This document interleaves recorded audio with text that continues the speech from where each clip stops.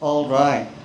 Progress in public housing is not only judged by what the majority has achieved, it is also measured by whether citizens with the least means are able to live in security, peace, and dignity.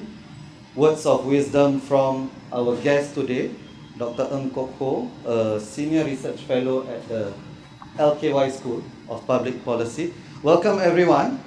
Good evening for this very special live Teh Tarik episode 62.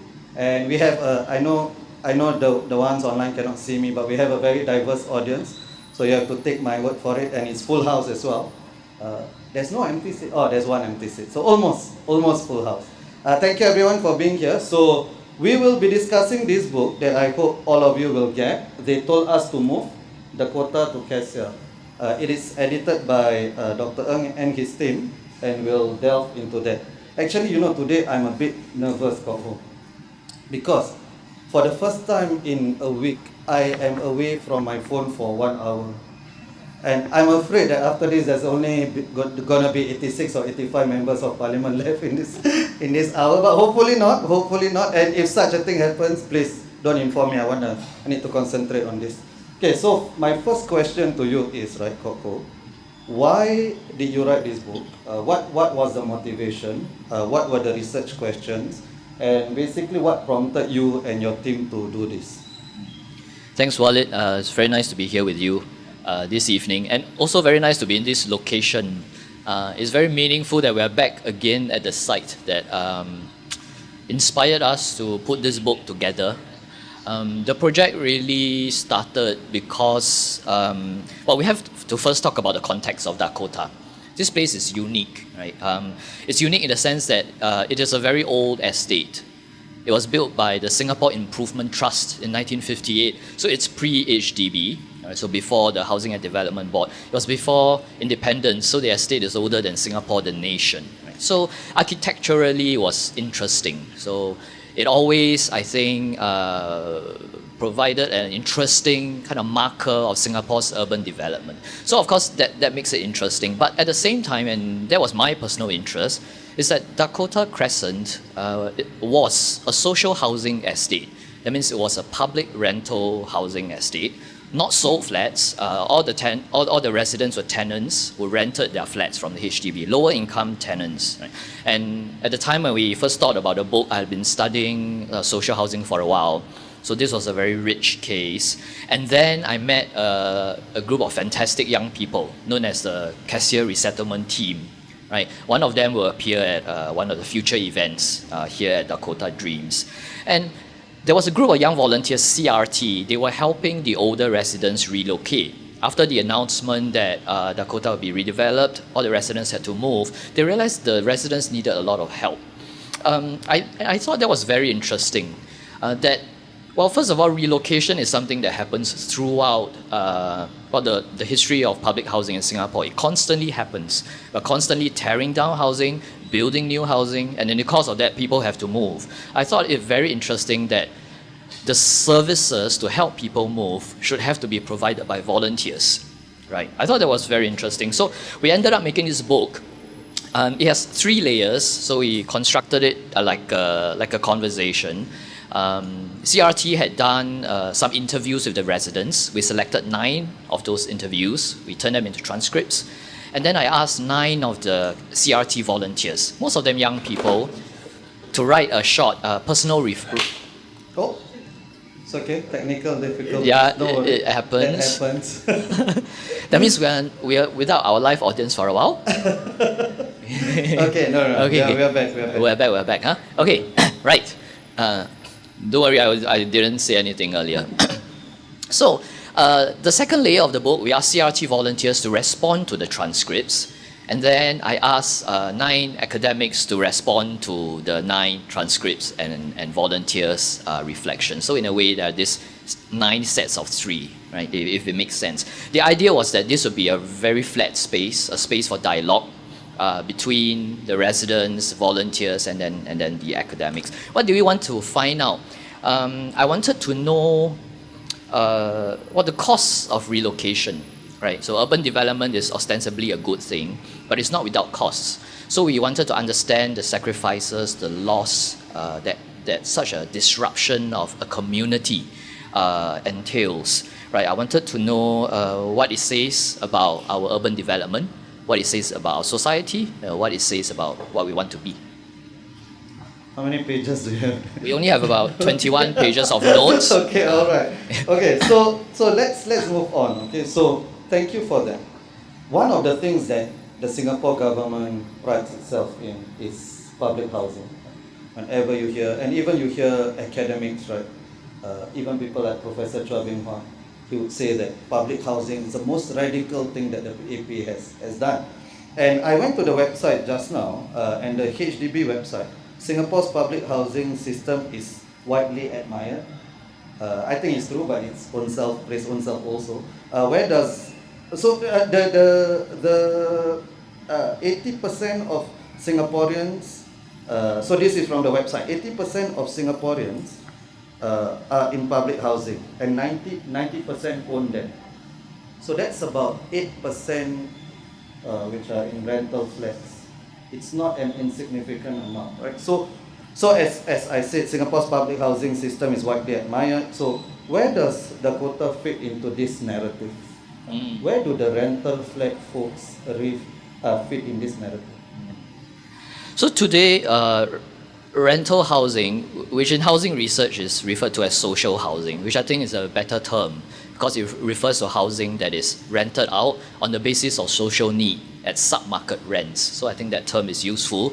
Social housing, although it's a very small fraction of our public housing system, it performs a disproportionate role in Singapore's public housing story because it is this small fragment of the public housing system that is used to motivate home ownership. Right? So let me explain. Right? When we look at the history of public housing in Singapore, many of us probably don't remember. Public housing in Singapore started off as purely rental only. When the HDB was first formed in 1960, the mission was to quickly build social housing to provide safe shelter for as many people as possible. But over time, the mission shifted, right, from providing shelter for everyone and on an affordable basis to promoting asset ownership through the selling of flats. Right? Alongside this campaign, we saw a dramatic residualization of social housing. Right? So the term residualization refers to how you diminish social housing, and how do they do that? Through a program of limiting and degrading social housing. Right? So there were concrete policy decisions: reduce the stock, so demolish social housing without replacement. So there was a policy where over 20 years, from the 80s to 2000s, not a single new social housing unit was built, but demolition continued. So diminish the stock. So housing is like this, right? If you don't top up with new stock, what happens to the existing stock? It ages. At the same time, another key decision, there used to be 3-room rental flats, but a decision was made to bifurcate the housing system. Only smaller flats to rent, 1 and 2 room, larger flats were reserved for sale. So in the end, today we end up actually with 2 housing systems, not 1, right? And what is the logic? The logic is that if you want to encourage people to buy, then make the alternative more difficult to access and less desirable. That was the campaign, right? Product differentiation, right? But of course, there's practical consequences. It means that the current stock of social housing, well, over time, is fewer, smaller, older. The flats for sale, more plentiful, newer, larger. That means that larger households who need social housing won't meet their space needs. And because the stock is so limited, it sometimes kind of both justifies and requires some irrational allocation processes, like very low income limits, requiring singles to share a flat and so on. The basic logic is you don't want to make it an attractive option because you want people to do the other thing. Right? So I think Dakota is one of the last remaining clusters of social housing. After that time, all social housing is thinly and widely spread. 1 or 2 blocks within Seoul flats. You won't see a cluster of 15 blocks like this anymore. I think the largest one, if I'm not wrong, is in Jalan Kukoh. That's it. So the demolition of this estate is a sharp reminder of how far this campaign of residualizing social housing has come. Right, thank you. You know, over the weekend I went to Bedok Corner, and one of the things I saw was on the tables, interestingly, there were ads about how HDB is affordable. I've only seen it in lifts before this, but I saw it at Bedok Corner on the tables, right? Okay, that's a separate matter, usage of, well, prudent usage of government resources, but I find it strange that you have to tell people something is affordable. People will know whether it's affordable. And this is something you cannot convince people out of. Right? If people buy and they know some people here are renting houses, they know how crazy the market rate is now. So would you say this one is off script already? Okay, so it's Instagram Live. So would you say that is the PAP's biggest mistake, to turn housing into an asset? Because it seems to me it's very difficult, almost impossible to reverse this mistake, whereas others are possibly reversible. Well, when people ask what are the reasons for pushing home ownership, right? Well, Bing Huat has his theories, right? That, I mean, politically, Lee Kuan Yew himself has said that he has noticed that in the West, homeowners tend to vote more conservatively. The idea that if you have a mortgage to pay, you don't want to rock the boat, right? Scholars have also suggested it promotes labor peace. If you have to pay a mortgage, you won't protest or go on strike because you don't want to lose your job, right? So there are political reasons. I think for this particular government, on hindsight, housing is probably the greatest monument to their so-called track record. It's visible. You live in it. You walk past it. It's everywhere, right? So the irony is that for something that we are so familiar with, that we live in, that's part of our lives, we constantly need to be told how to feel about it, right? As Walid has pointed out. That is very strange, right? Something we'll return to again, that the policy of public housing is in a way propped up by a very thick, rich set of policy narratives, right? About what it is, about whether we should celebrate it, about what is good, and what is bad. About public housing. It is not entirely irreversible. Maybe we'll get a chance to talk about that later. But speaking of narratives, before I forget, from time to time we hear kind of prominent people saying that, I used to grow up in rental housing. Yeah. Right, that Rags happens. to riches story, yeah. Right, rags to riches, right? In election campaigns, you hear it. Prominent people say, I grew up in rental housing.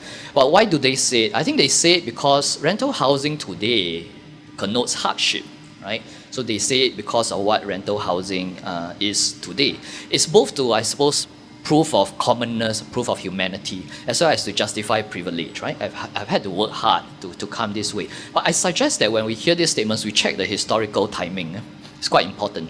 So if somebody in his 60s says they grew up in rental housing, they would have been a kid in the 1960s. In the 1960s, fact check, in 1965, 96% of flats were rental housing. 96% of flats in 1965 were rental housing. To say that you grew up in the 60s in rental flat, you are not remarkable. You are not special, right? You are just like everybody else, right? And if that prominent person also happens to be a politician, a policy maker, who should in fact share some responsibility, right, for turning rental housing to what it is today, to then instead turn around and wear it like a badge of honor, frankly feels a bit cynical to me. Okay, thank you. So you said it's not irreversible. I hope we get to that. So what about, so today the rental flat, the new BTOs, there is a rental flat, a social housing flat block in between, and that is to encourage, like EIP is to encourage racial mixing, this is to encourage class mixing. So does that alleviate some of the concerns you have? Yeah. This is an interesting experiment. They started a few years ago with 2 blocks, I think, mixing social housing units, so rental flats, with sole units. I think HDB was a bit nervous, so they started mixing within the block, but not on the same floor, right? They were afraid they couldn't sell the flats, right, if people came to know. And they were very cautious in how they advertise it. You cannot not tell people, but you are afraid that if you advertise it too loudly, you end up with flats you can't sell. So it's the fear of NIMBYism, right? Flat value and all of that. I find it an awkward thing to talk about because sometimes people say that mixing is good. When they say that, they mean that somehow by hanging around richer people, it will be good for lower income tenants, that somehow your goodness of character will rub off on me. That of course is completely wrong-headed, right? That somehow mixing will elevate people in lower income situations. I don't think mixing per se will do anything to people's hardships, right? In fact, I think putting the wealth gap in people's face might be an issue. Right? I'm more concerned about what it means for the tenants. I think if we really wanted to flatten out or narrow the differences between the experiences of homeowners and tenants, we need to change so this is where we can do some reversing. Currently, social housing is so residualized, so targeted, that it can only allow through into the system people who are most severely disadvantaged. This system of narrow targeting exaggerates and accentuates the differences between homeowners and tenants. If you blur the lines, if you enlarge the social housing sector, tenants wouldn't be so exceptional anymore. Then in a sense, mixing is not so necessary, right? So for me, the issue has always been the narrowness of the targeting, because if you have only 5% of your housing stock, 5 or 6% now, rental housing, the history was from 100% social housing to 5 to 6% now. It's a complete flip. If you only have 5 to 6% of your social housing stock available, you naturally will select the people who are at the extreme end of society. In a way, you prove your bias and stereotype, right? So, but wouldn't the social mixing do that? Maybe not in the end that will rub off your kindness. In the first place, that's not true, right? There's no guarantee that richer people are nicer. A lot of times they are not. But maybe it's the other way around, right? It makes a person, it exposes you to different people from socio-economic backgrounds, and maybe you don't have that level of suspicion towards them or that level of snobbery to them. You think that would work? I think that's possible, you're right. Through day-to-day experiences, it always helps, right? The best way to debunk stereotypes is to know somebody, right? Yeah. Although having said that, I had this experience because there is this social housing block in my new neighborhood. So one of my acquaintances or friends, she stays around the area and she works in a social organization. And when she was talking to me, she actually said, hey, you know that place near our house, right? There's a lot of crime there. You know the ghetto place in our... She actually said that. So there's no guarantee that... I do think the intent is good and I think the benefits outweigh the cost. But along with that, I think there needs to be a constant challenging of the narrative. You cannot just have that and then leave people be. I think you need to constantly challenge the narrative. Okay, so you alluded to this. My next question, you alluded to one of the answers already, which is to make it less restrictive. Right? How else can we make housing better in Singapore? I think the home ownership campaign needs to be rethought. Of course, we don't want to. There's no need to roll back home ownership. But I think home ownership works best when it's left to people as a matter of choice. Right? So you give people a range of options. People know when they're ready to buy a flat. If younger couples are not ready, they want to settle down but can't afford to buy a flat, then they rent one. Right? You trust people to know when it's ready. And how do you know that? You provide them a range of choices. That means larger rental flats for which you can collect slightly higher rent, still subsidized, sub-market, but slightly higher rent, a variety of flat sizes for different family sizes, so you at least meet their housing needs, so that when people are ready, they will buy. When they're not ready, they don't get punished, right? That I think would be a good start. Okay. A lot of young people nodding along. I think anyone who's looking for a house or just bought a house would understand it. But to push you a little bit on that, right? So what about those who have already owned homes? They would be up in arms, right? Because that would affect the value of the... Yeah. Earlier on, you mentioned that the public home ownership system is so entrenched in our social policies, social welfare system that it's impossible to uproot it. Quite true. We don't have to uproot it. We can slowly roll it back. And the problem is its entanglement with retirement. Right? Of course, people are upset if the housing that they bought has depreciated in value, but they're mainly upset because you told them it's their nest egg for retirement. So if we were to say, you're exactly right, if we enlarge the rental system, there'll be less demand to purchase. The housing market may not be as buoyant. Flat owners may be a little bit upset, but I think it will help if we reform the retirement income system. and not make it premised on housing ownership, which in any case has always been biased towards people who can own housing. And not all people retire at the point of retirement are able to own housing. There are many older people whose pension system is essentially their children, right? They live with their children support them. Home ownership is not universal. Yeah. Thank you.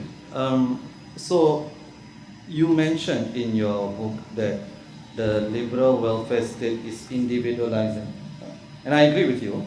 However, if I were to just to challenge you on this, right?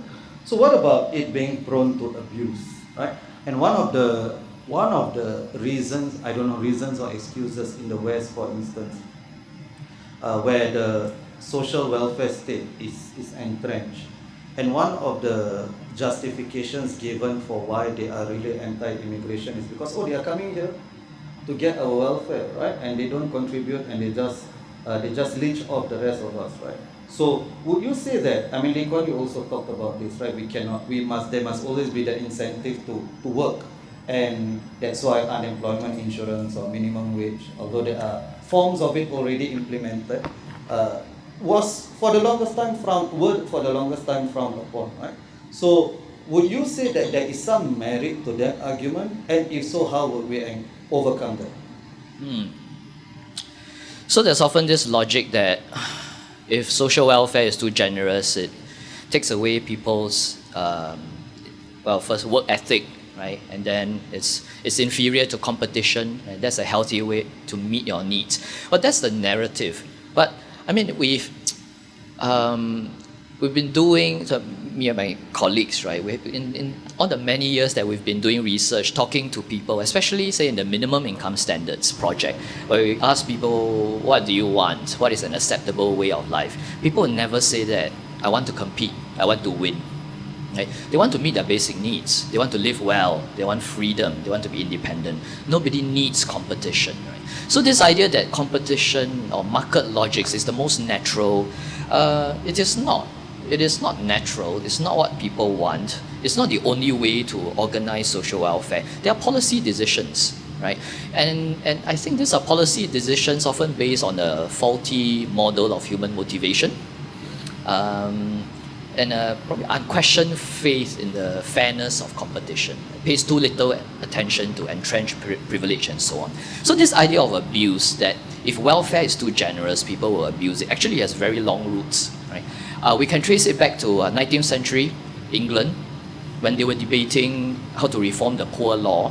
They were in a similar dilemma, right? They were thinking, well, we want to help people in poverty, but if you do too much, then you make them lazy.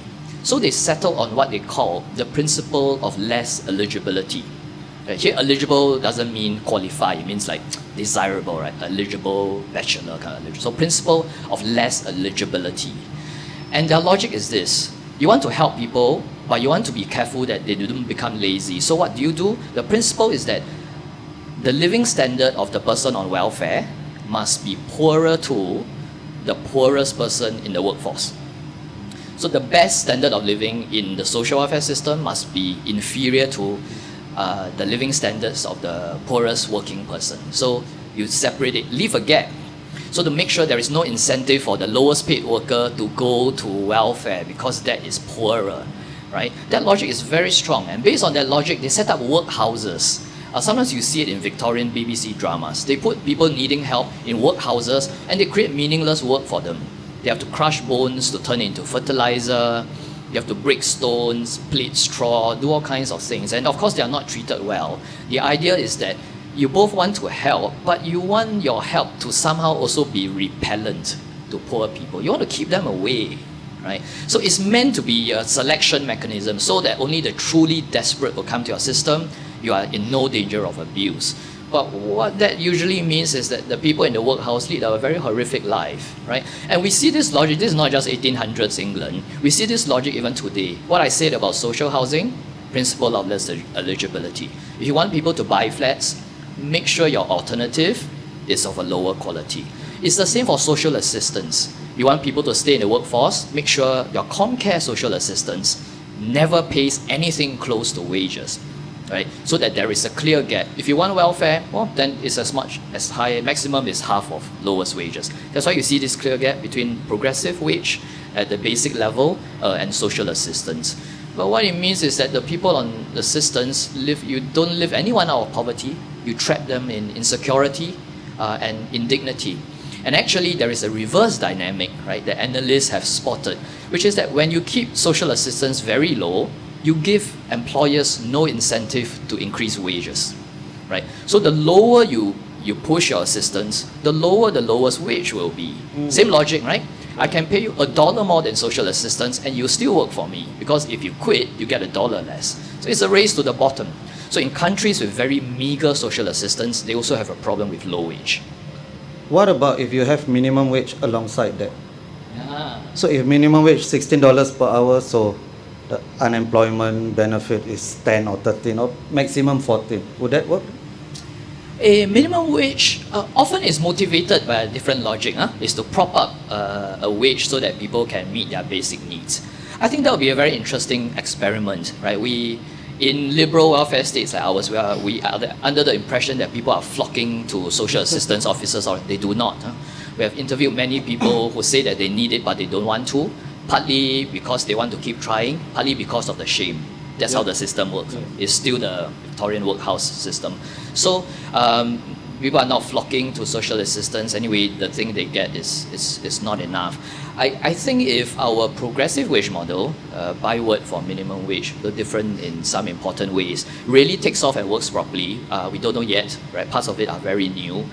It will be interesting to see what happens to a social assistance system that gives so little. Yeah, it may become very irrelevant.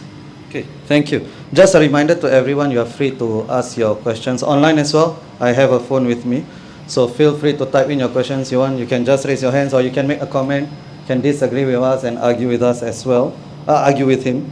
And I also see in the audience there are some very important people, some people I would like to have on next time.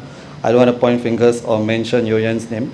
But my next question is, I actually read this in the book, right? In This Is What Inequality Looks Like. And I've also heard this many times, including from some of my own students, which is poor people make bad choices, right?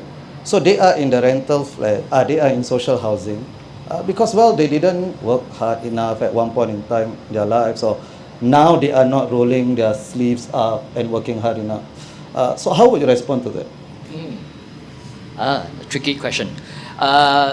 We can approach it in a few different ways. One is to say that what appears to be bad choices actually makes a lot of sense if we are in the same shoes, right? So what are typical examples people like to bring up? For example, stay-at-home moms, right? So you are a social housing tenant family, right? You live in social housing.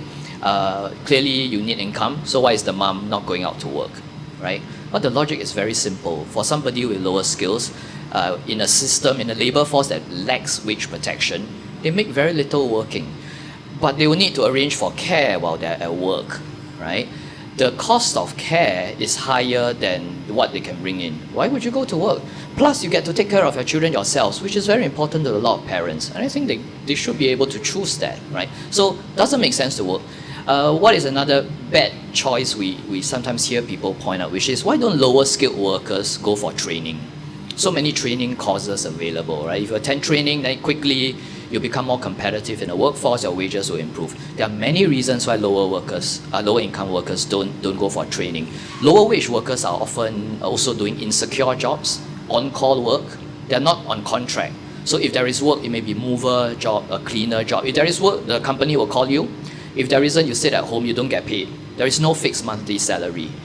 Under these circumstances, you can't take leave. There's no such thing as training leave or even personal leave to attend training. You are just waiting for the next call to go for work because you may not get a call every day. Would you go for training?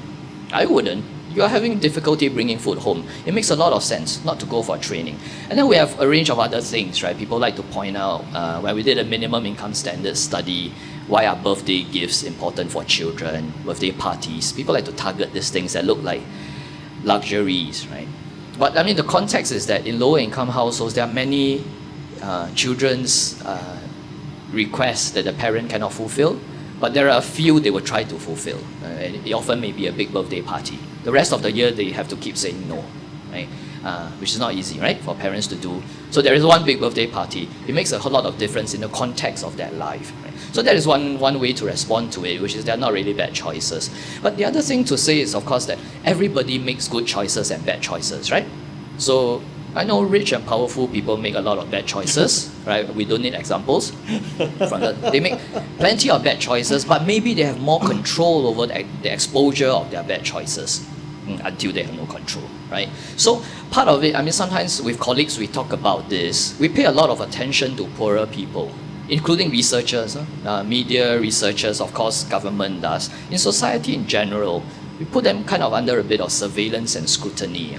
Right, and rich people very rarely get studied, mainly because they don't respond to supermarket vouchers as tokens, right? So they won't do it. They are very hard to find, very hard to recruit for research, but it's really unfair. The amount of scrutiny we put lower income people on, and you have to justify every decision. If you scrutinize my life, you will find I make plenty of stupid decisions, right?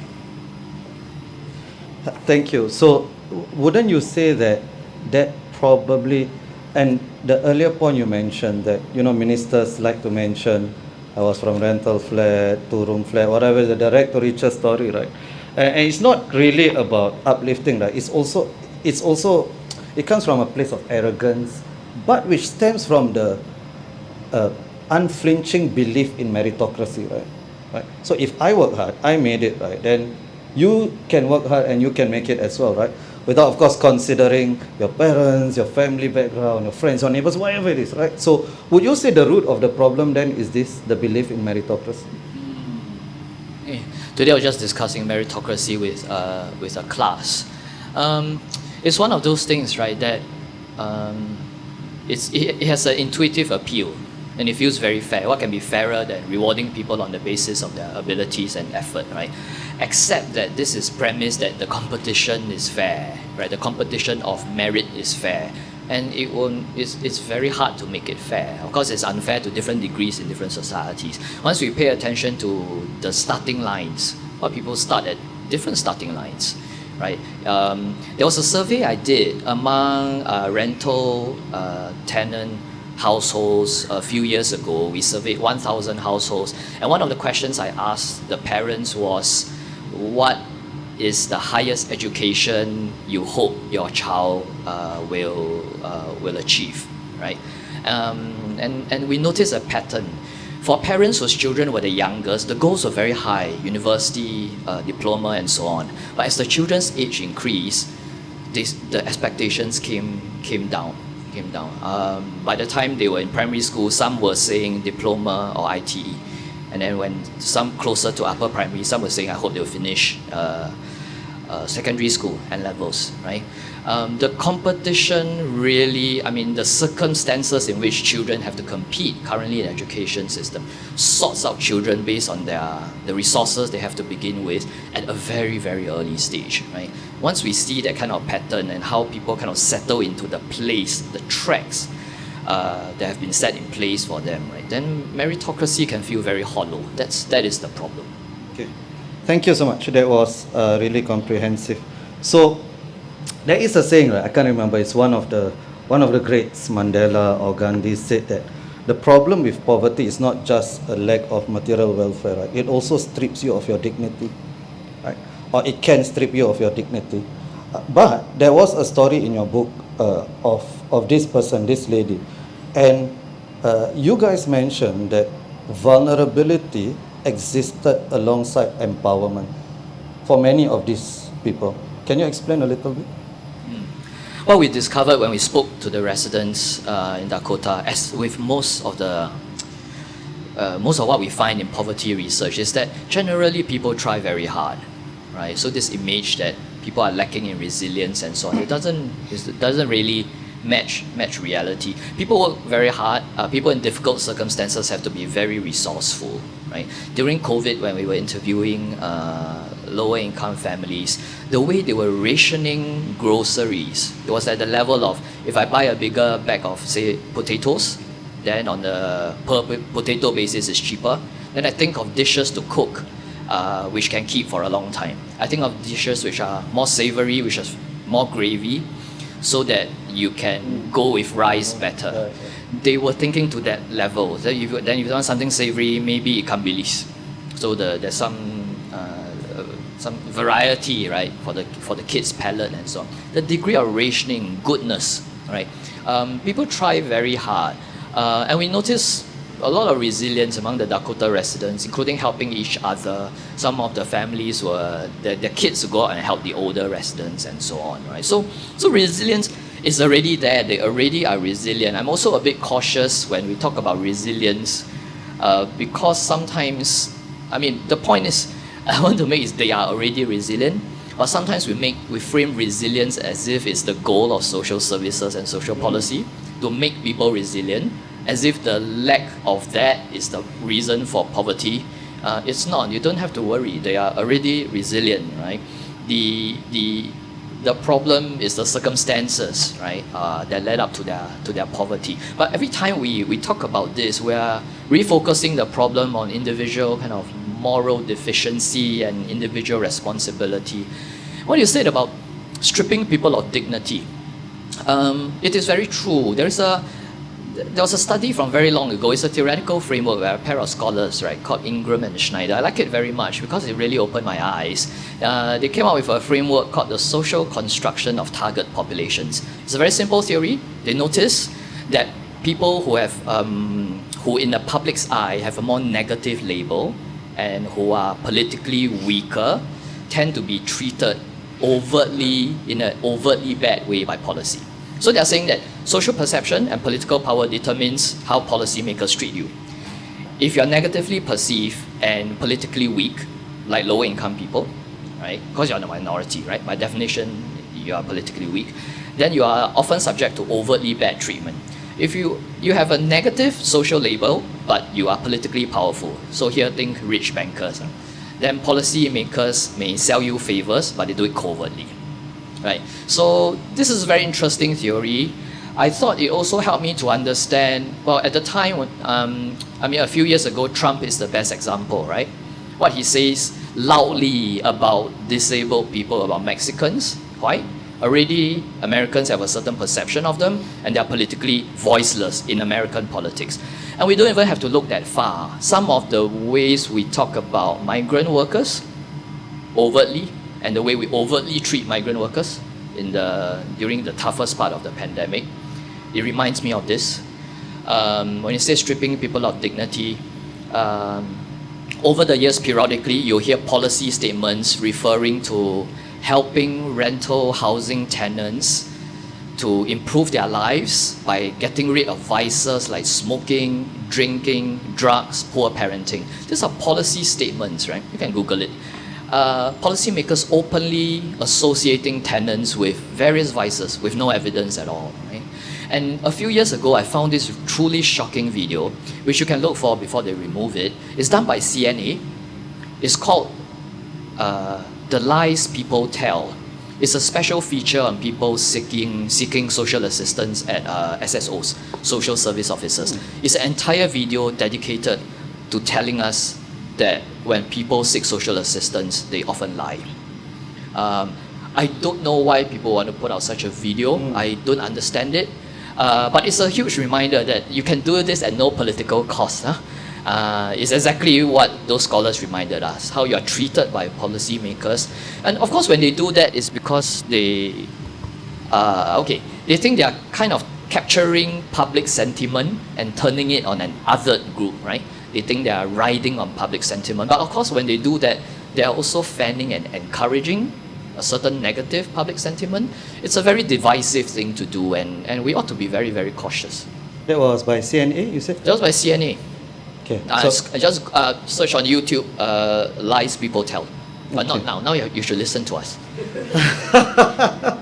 Well, I hope CNA, if they do that, then they should, the next documentary idea, we have a CNA person here. Luckily the camera is not panned at that person, but the next documentary they do should be the lies politicians tell. Oh goodness. And I think it's really important. I'm not saying this whimsically, right? I would be okay if they did that documentary, at the same time do the other documentary, right? you punch up as much as you punch down, right? And then I think that's good journalism. But if you just do it and avoid the more obvious, the more interesting thing, right? Then there's a problem somewhere already. And none of them, right? None of them, I mean, they can prove me wrong. None of them will do this documentary. Right? But anyway, so whose responsibility is it to care then? Right? So how do you balance? Because on one hand, I agree with you about the liberal welfare state, and I think some basic provision, like we never ask, how much do we spend on defense, right? We never ask that question. It's always the most, right? When we spend a little bit only, can we balance the budget? When we spend on social welfare, we never ask that. We assume that the defense spending will be there, right? So that's a criticism of that kind of thinking, neoliberal or whatever you want to call it, right? The military-industrial complex in the States. But on the other hand, there is some truth to the criticism, right? Would you not say, like if too much social spending, and especially in the West, you see more immigration, it leads to societal polarization, and there are some people, not all, but some people who take advantage of the system. So where, I guess the specific question is, where do you balance state care and individual responsibility?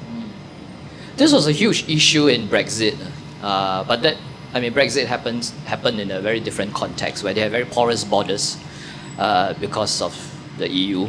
And one of the kind of narratives that was swirling around the Leave campaign was that you have this welfare cheats who come from the less wealthy parts of Europe. They're thinking Eastern Europe, whenever the Brits say this, and they're living off the British welfare state. That anyway is not that generous by European standards, but it nonetheless was the narrative of the Leave campaign.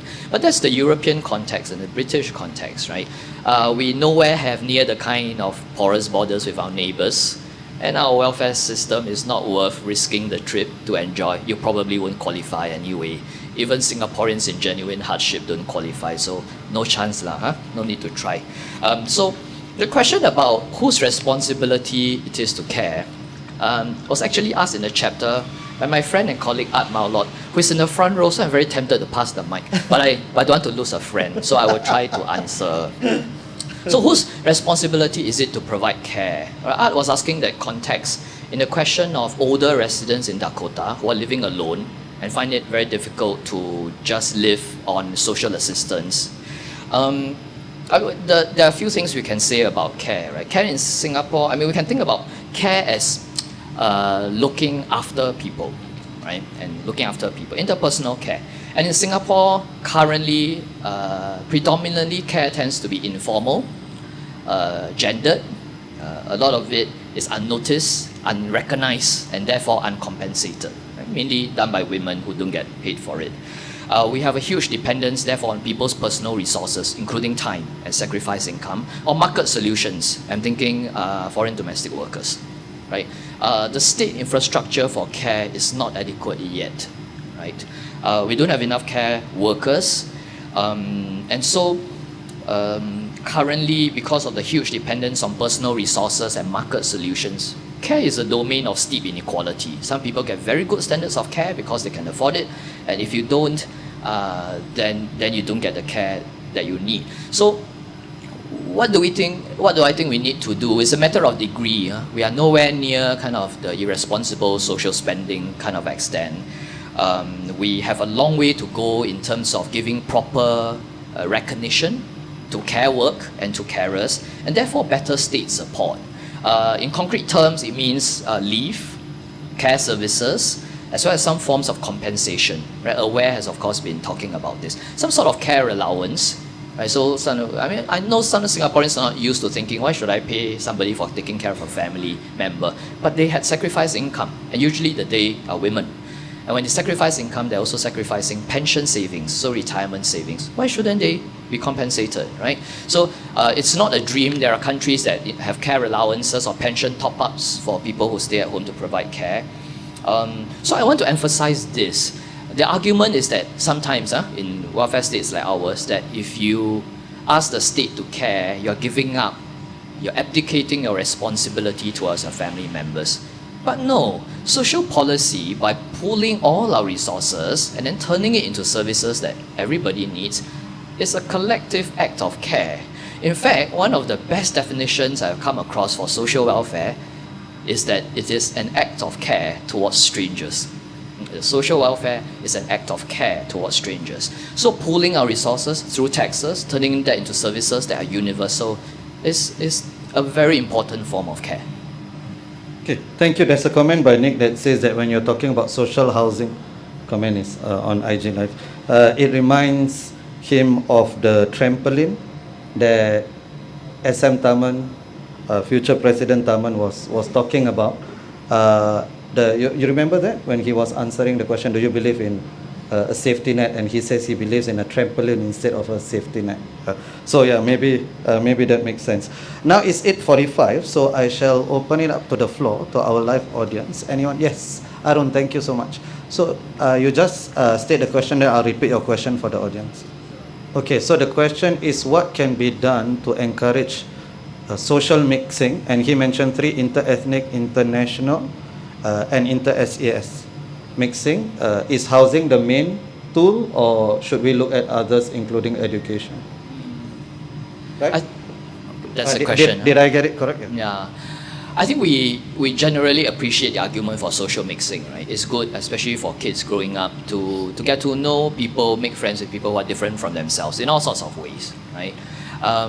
That's an important thing. So school is obviously an important site for that to happen. Housing, because it's day to day. People talk about national service, although that's only for men, and so on. So all that's great. But when it comes to these issues, I'm still generally tend to return to that argument, right?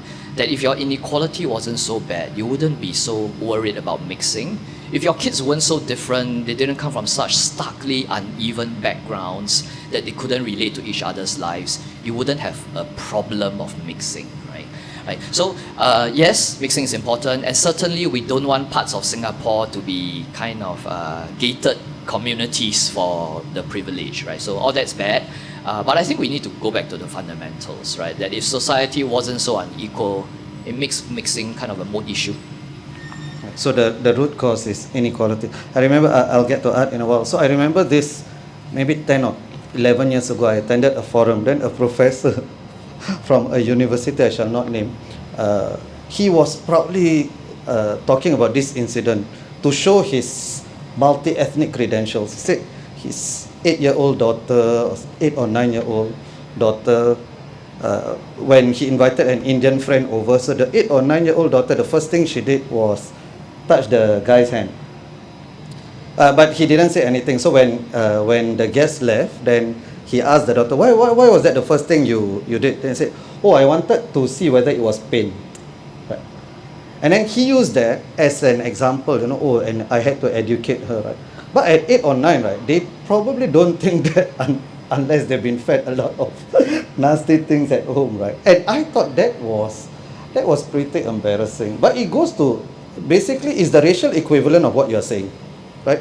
If we didn't have the problem of racism or racial privilege, majority privilege, or whatever it is, right, then probably that would not happen, right? You do not need to account for all of these other things. But having said that, right, a safe government would say, right, oh, we cannot count on the goodness of human nature, right? We need institutions. So yes, work on that, but we have the EIP, we have social housing in every HDB flat. Do you think that would be a fair way for the government to think? Repeat that last question again. Repeat that. So a good government or a safe government would say we cannot leave it to chance, we cannot leave it to the goodness of human nature. So we need to have these institutions in case those things do not work. Yeah. Well, actually, I agree. You cannot leave it to people's good natures. You depend on good policies, right? Not good policies to provide mixing, but good qualities to tackle inequality, right? But this argument is sometimes switched around at people's convenience, When it comes to tackling certain social problems, the solution is to encourage goodwill. So when it comes to the homelessness issue, for example, the policy position now is that more people should volunteer and be kinder towards homeless people. Not that is not important, right? This sort of messages need to be responded to very carefully. Asking people to be kind is one of the most important things we can ask of people, but it is not a solution to homelessness. right? Is walking up to somebody, speaking to them nicely, does not give them housing.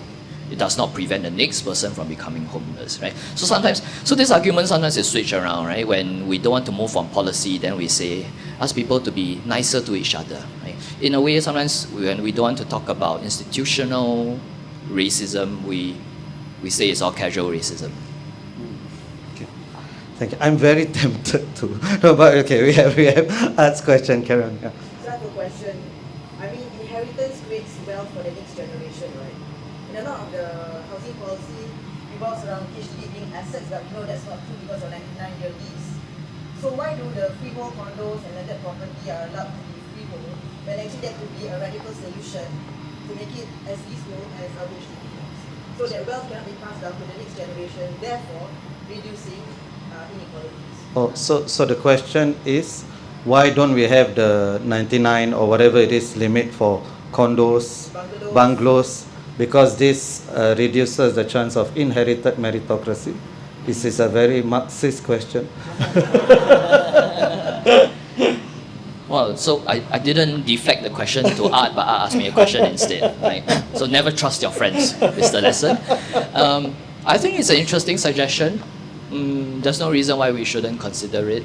Although I must say that inherited wealth comes in more forms than just housing and property. There are so many ways in which we still haven't fully explored the potential of taxing the rich.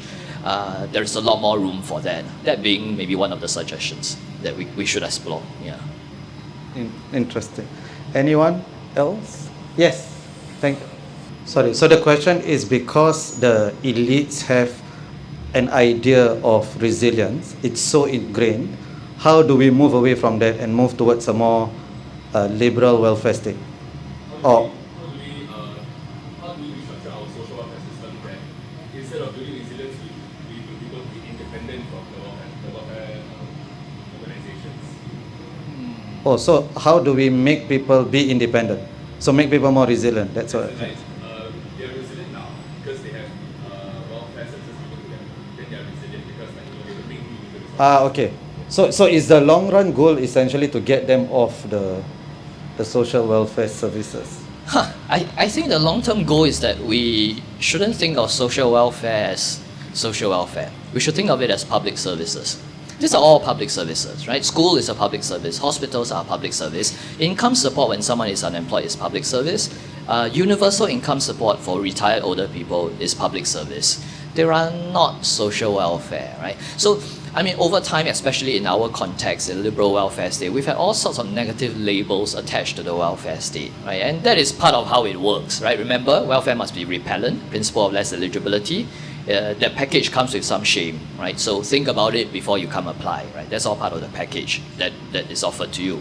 But that is not a natural state of affairs, right? We think that getting welfare is to receive handouts, is to be a free rider, is to be dependent. The opposite is to be self-reliant. No, and there are alternatives, right? We're not speaking in dreams. In the more social democratic welfares of Northern Europe, people pay very high taxes, and then they depend heavily on public services. Free university education, free childcare, who doesn't like, right? So here we often like to say, we preempt the public sentiment by saying that, oh no, people will never want to pay that high taxes. But actually in surveys in Northern Europe, those welfare systems are very popular. Even in the UK, which is a fairly liberal welfare state, people are very attached to the NHS. Extremely popular. They want it to be well funded. So both parties, even the Conservatives, cannot touch the NHS. So where there are universal services and people don't think of it as charity, people enjoy it, right? Because it provides. So it's not about resilience on an individual level, right? So much as seeing social services as public services. And there's a huge difference. One of the things we learned from the Dakota residents is that in a liberal welfare state like ours, social housing is seen as an act of charity. And so you're not so much a resident or a citizen, you're a recipient of charity. There was one resident, an older woman, we interviewed her to ask her, what if you could tell the MP, I remember the interview was, if you could tell the MP what should change or what should be different about the way relocation is done and so on, what would you ask of the MP? Then she said, we cannot say. Then the interviewer said, no, but what if you could? It was a young volunteer, CRT, very persistent. They said, what if you could? Try to trick her by asking the hypothetical. Then she said, no, I cannot say. Then she insisted, but if you could, what would you tell the MP? She said, they are government, we are only citizens, we cannot say anything.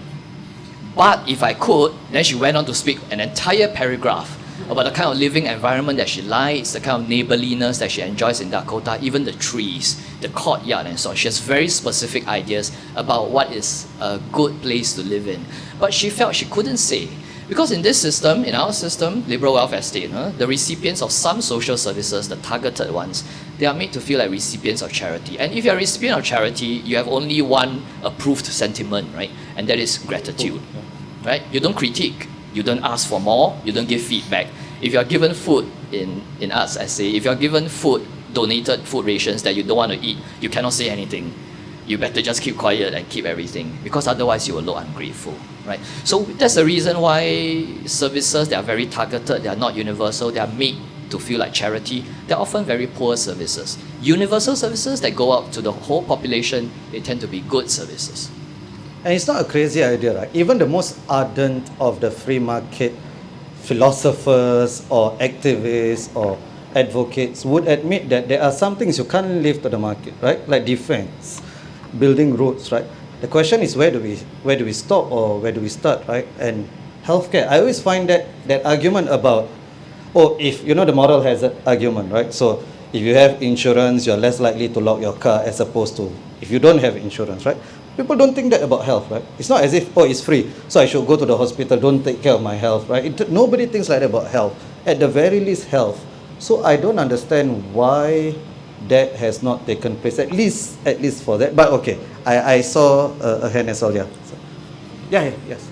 Okay, so the question is, underlying this discussion is the discourse of scarcity, right? So we must be prudent with our resources. At the same time, it's not just a discourse because Singapore is small, right? So there are obvious physical limitations. So how would you respond to the discourse of scarcity? Yeah, we are such a long way away from a kind of mindlessly spending and mindlessly generous welfare state that we really don't have. I don't think there are any legitimate reasons to worry about scarcity. I mean, again, I don't want to appear like I'm a kind of populist or making fun of people who are really having a hard time. But some years ago, so we don't need to name names, a policymaker, when pressed to raise the rates of Comcare social assistance, the younger ones in the audience may not remember, but I think the older ones will. The people asking if the rates of social assistance can be raised by $30, $60. I don't remember the details. Do search in Hansard. I'm not trying to fake you. Search in Hansard for yourselves. And his response to that was no. What do you mean it's not enough? Do you want to eat in a coffee shop, hawker center? What do you know? No, let me get this right. Hawker center, food court, or restaurant, right? We are talking about social assistance at the time that was, I think, about a few $100, and the push was to increase it by tens of dollars, and that was the response, right? So it is more a narrative. It has no basis in reality, right? That sort of assistance do not allow people who receive it to live the kind of lifestyles that is described in their very rhetorical and disingenuous response. We are very, very far away from that. I do think, of course, resources are important. All responsible governments must do the proper job of costing for social services, and that is the problem. Where is the costing for a different model of social welfare that is slightly more generous, a slightly larger social housing estate? You very rarely get very serious responses. When MPs in Parliament ask for social housing to be expanded and so on, you get a response is, we are a small country and we must manage scarce resources, right? I think when we begin to hear serious answers with proper costing, right, people doing their due diligence before reporting back, then we can have this serious discussion about scarcity. And I always feel like policy change is always impossible until it happens, right? And then the previous justifications all go out of the window, or people just forget to mention them. Like, Oh, you cannot increase tax until it's increased, right? And oh, you cannot have a minimum wage until you have the progressive wage model, right? You can always that, and usually there will always be some political development that causes a rethinking in the policy decision, right? We have, it's 1 hour and 1 minute already, but we can go 3-4 more minutes. Yeah, okay. So anyone else has a question, please? Yeah. So the question is, so many unnamed politicians today. Yeah. So an unnamed politician said that the best welfare you can give someone is a job. So how would you respond to that? The last few years we've done a bit of work on, right, conditions of work. We've looked specifically at gig work, old gigs, new gigs, right, platform gigs, as well as the older kind of freelancing work. We've also looked at people in low income households during COVID, like I mentioned. And I must say it was really very sobering to find out how poor the quality of work often is at the bottom of the wage distribution, right? We haven't really seriously had a discussion about quality of work yet. This is something our unions should really be talking about, right? We're right now on a model of work, any work, right? So in the welfare literature, we say this is an approach of work, any work. Any work will be better for you than no work. Not necessarily. If the work is bad for your dignity, doesn't pay you enough for your basic needs, and puts you at risk of accidents, it is not better than not doing work, right? And anyway, that's not a sincere response to what kind of work is serious, right? There is already a lot of international research on quality of work. What is decent work? It means decent work conditions. It means some sort of autonomy and control. There must be element of choice. There must be room for learning and skill development. And of course, it must meet all your basic needs. There are so many jobs right now, casual work, on-call work, short contract work, that do not meet any of these criteria for good jobs, right? I think if we are serious about our tripartism, we should look at the conditions of work, right? Otherwise, we can't say that any work is good work. How would we do that when the NTUC is not a conventional trade union? Because you mentioned tripartism. And it seems like what you just mentioned is the domain of trade unions. So Singapore is a bit of a strange country. So I had to explain this, repeat myself several times when speaking to a colleague from the UK to explain how the union here works. Is it, sorry again, who hates your union? I explain. You say, no, it cannot be. Are you sure? I'm very, very sure who leads our union, right? So it's tripartism. It happened for historical reasons that we can all find out. And it has its strengths and problems, right? Strengths is, of course, labour peace. Not to be taken lightly, right? Because strikes and labour disruptions is hurtful to everybody, both the workers as well as the rest of society. So not to be taken lightly. But on the other hand, strong lobbying is equally important. So I think we should all kind of be very focused on whether our current tripartism works properly for us. And if it doesn't, then we need to say something, right? And that's related to, if Walid doesn't mind me doing a small plug, which is that there are spaces to talk that is outside of formal institutional channels, right? Individual citizens cannot change institutions. You cannot change the constitution of our unions, but you can come to independent spaces like this, right? That's the role of independent publishers, independent media like Walid's podcast, independent spaces like this bookshop, and have conversations, right? One of the definitions of care, right? When we say care, is to care for somebody, but it also means to take an interest in, right? To care about an issue. And that sort of care, being interested in an issue, mobilizing, getting connected with other people, is a very important form of care. And the plug that I said I was going to make was that we'll talk more about this, right? Strategies of advocacy and activism in an upcoming book by Ethos Books called The Art of Advocacy. It's edited by Constance and Margaret, right? Margaret Thomas and Constance Singham, and it features many activists that I admire, like Alfian Saad, Sharon George, Walid, SG Climate Rally, and Kirsten Han. And Kirsten herself is soon to publish a book called The Singapore I Recognize, where she talks about the Singapore that she has discovered through her activism and journalism.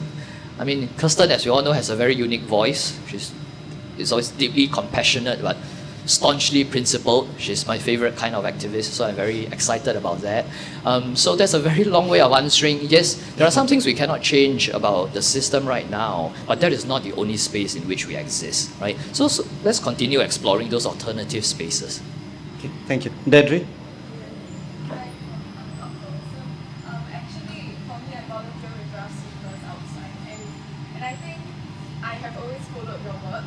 So, for your research on homelessness, so tonight's talk premise a lot on like social housing and even like HDBs. I'm just wondering, I just wanted to gather like how you feel about the recent MSF like the research published on like quantifying homelessness, right?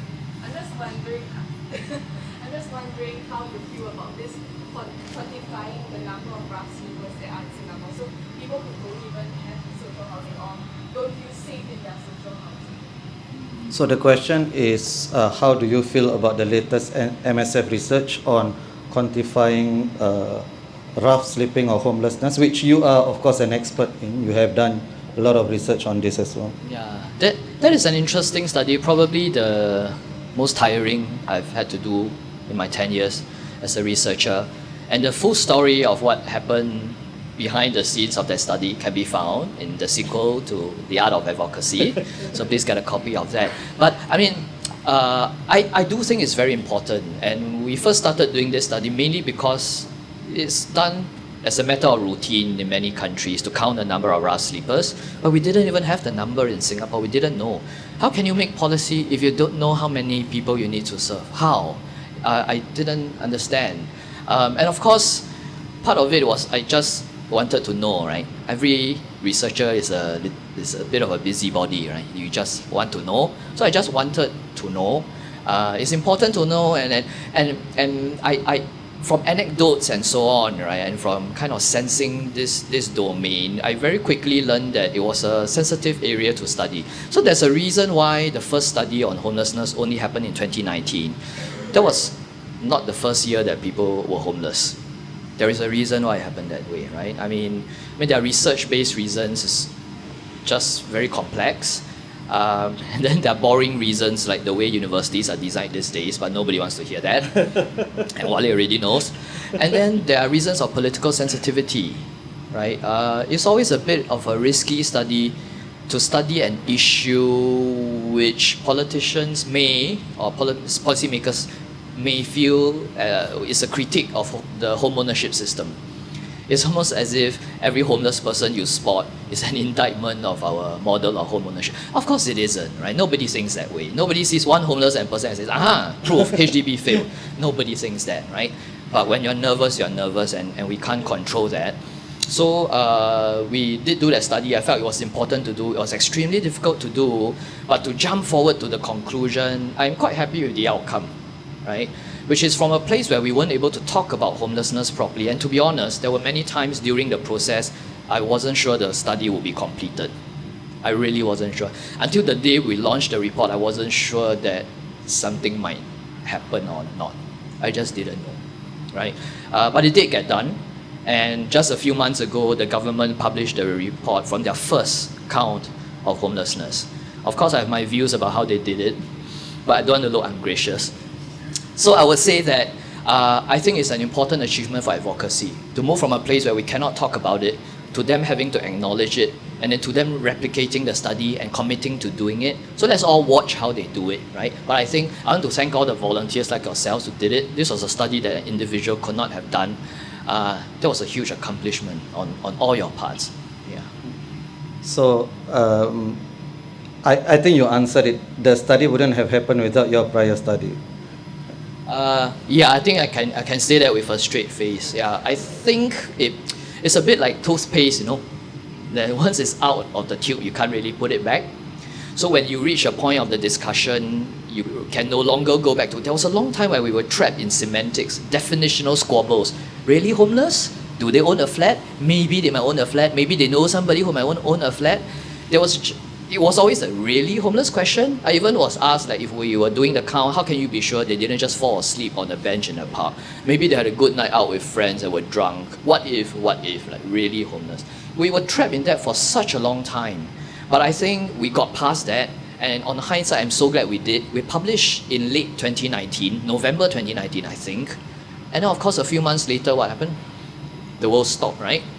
And then homelessness exploded because public spaces were out of bounds. But at that point, journalists no longer had to worry about, oh, are they really homeless? Can we really publish these stories? It was full steam. The shelters were at capacity, journalists helped.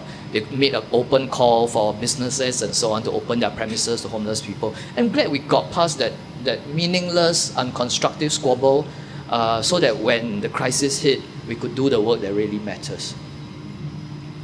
I think on that, unless there are any other questions or comments, okay. So on that very positive note, right, I think we should bring this session to a close. And I think, and also just now I said on the government side, change is impossible until it happens. But I think a lot of activists or people in society also, we are sort of crippled by a sense of hopelessness, right? And I always say when we lose hope, we lose life itself, right? Because what is there to live for if we lose hope, right?